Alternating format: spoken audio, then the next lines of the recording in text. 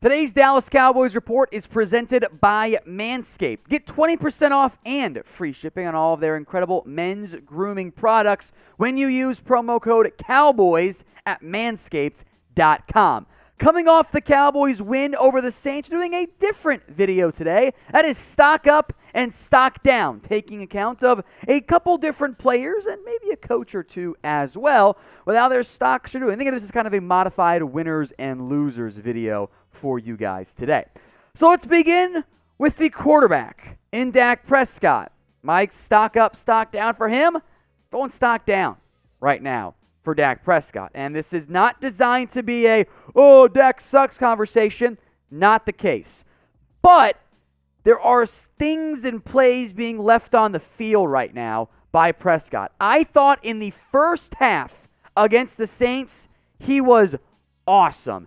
Absolutely incredible. Goes in the stat sheet as 19 of 24 for 177 and a touchdown. Not included, by the way, is the CeeDee Lamb screenplay. It really should have been 20 of 25 for 200 yards. That is unreal production out of Dak Prescott in the first half. I thought he was dealing and awesome. In the second half, though, not nearly as good. 6 of 17, 61 yards. Yeah, the interception should have been flagged for getting hit in the helmet. I get that. I thought Dak missed like one throw in the first half. The disconnection with CeeDee Lamb was on him, by the way, on that fourth down play because Lamb's got to cut that more to the middle. Regardless, Dak has shown he's still able to make all those incredible downfield clutch throws, but he's still been a little bit more off than what we are accustomed to seeing Dak doing. And especially that is true on third down. In fact, that's maybe my number one concern right now overall with this offense is that Dallas is bad on third downs. The beginning of the year, as I tweeted out on Friday, Dallas was a top 2 third down offense. They were converting at over a 50% clip. Since then, they are now a bottom 3 offense on third downs. Yes, there are some longer third downs involved there, but there are a lot of short ones. They're not converting either. They got to figure that out. Part of that, I think it's fair to say, goes on the shoulders of the quarterback. It's not just the quarterback, though.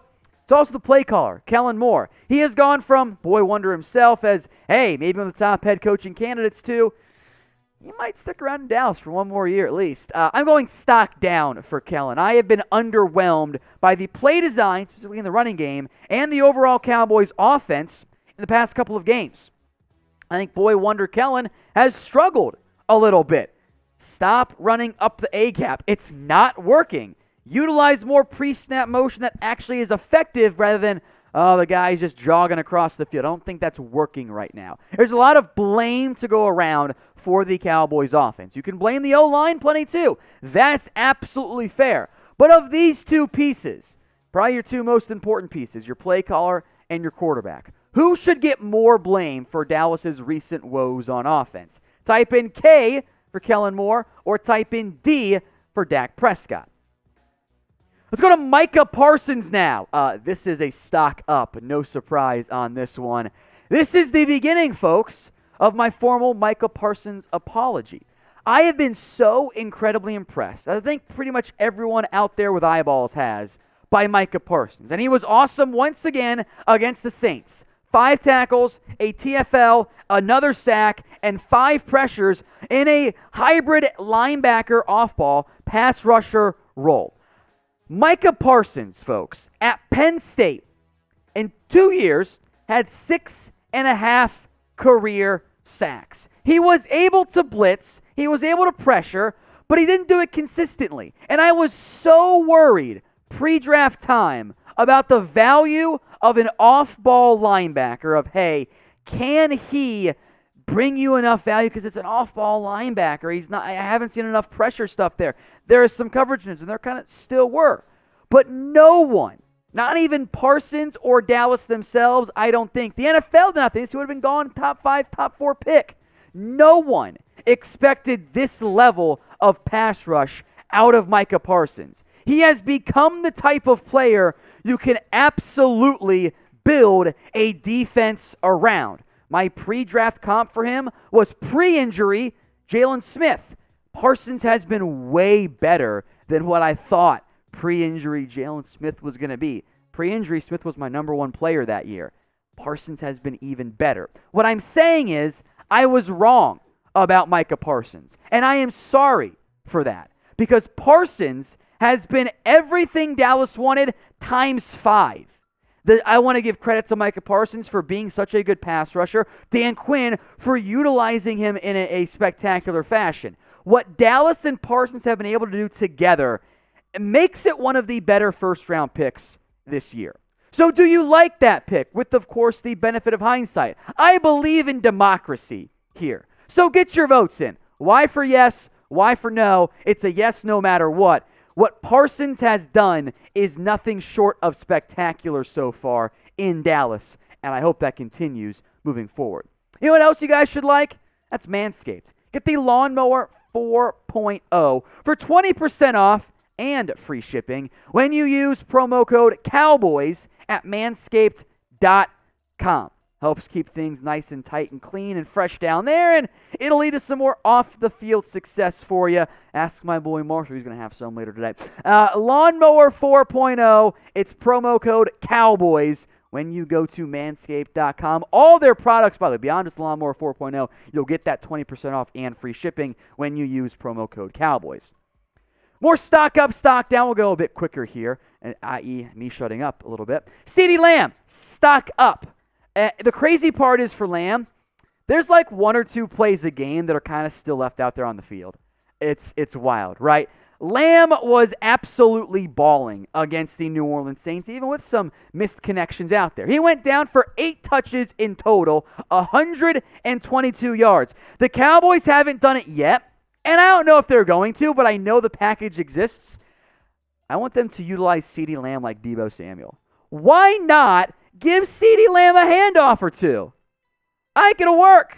Now, that's an easier thing said than done, but that's how highly I think of CeeDee Lamb. He is an absolute game breaker once the ball gets in his hands.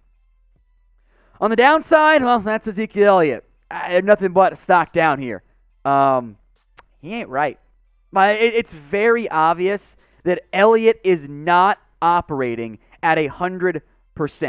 He's just not.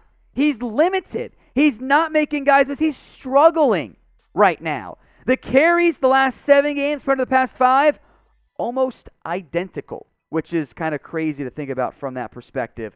It's just not working the way the Cowboys need it to. He's not healthy. I would strongly consider resting Zeke if I were Dallas. Frankly, I'd make Tony Pollard my number 1 back, and I think some fantasy owners would feel better about that as well. So who should be this team's number 1 back, at least in the short term here? Type in TP for Tony Pollard or type in EE for Ezekiel Elliott. Let me know what you guys think in the comments section. Welcome back, DeMarcus Lawrence. Stock up for me. A very classic Tank Lawrence game in which the stat sheet doesn't nearly do him justice for what he did against the New Orleans Saints. The stat sheet says 2 tackles and no tackles for loss, even though I swear to God Tank had one on like the first or second drive. Maybe it was a gain of nothing. Either way, no sacks. He had 6 pressures, though. 20.7% pressure rate is incredible. That's Micah Parsons numbers. Oh, by the way, 2 pass breakups. Nearly had a strip sack that was overturned, which may or may not have been the right call. The Cowboys, they were getting by without Tank Lawrence.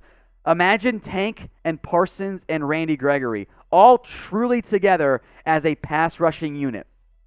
That's pretty damn deadly. We got free Cowboys videos here for you here, right here on the Dallas Cowboys Report. All you have to do to get them is subscribe. That's right. Hit that big red button and join us for free daily videos. Back to the stock downs here. Leighton Vander Esch, as we broke down yesterday on our video, it's just not working anymore. He's bad in space. He doesn't look comfortable, looks slower, is not a take-on contact guy anymore. I don't know what to do with a linebacker who can't shed blocks, is not good in tight areas, and also looks uncomfortable and slow in space. I'll say it. LVE is not a starting caliber player right now. Now, maybe getting back Gregory and Lawrence allows you to play Parsons more at linebacker and utilize his pass rush reps a little bit differently, and that helps you out from the linebacker position. Cool, but I think long-term, got to utilize Micah pass rusher, and you got to replace LVE. I wish that Jabril Cox was healthy. Let's talk about the offensive line here. Connor McGovern, stock down. The Cowboys made the switch because they were fed up with penalty boy Connor Williams making all those unforced errors and getting flagged, which I get. It's fair. Connor McGovern has not represented an upgrade. Not the way I had hoped, not the way I think the Cowboys would have hoped either. These are their statistics this season. On, we'll call it roughly half the snaps. It's not quite that number, but we'll round loosely here.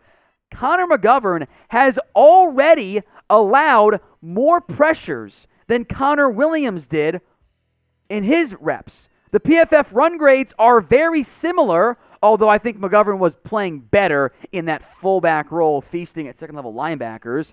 The penalties, of course, are a massive red flag for Connor Williams. That's understandable, but we've seen 3 games of Connor McGovern being the starter. The run game is struggling.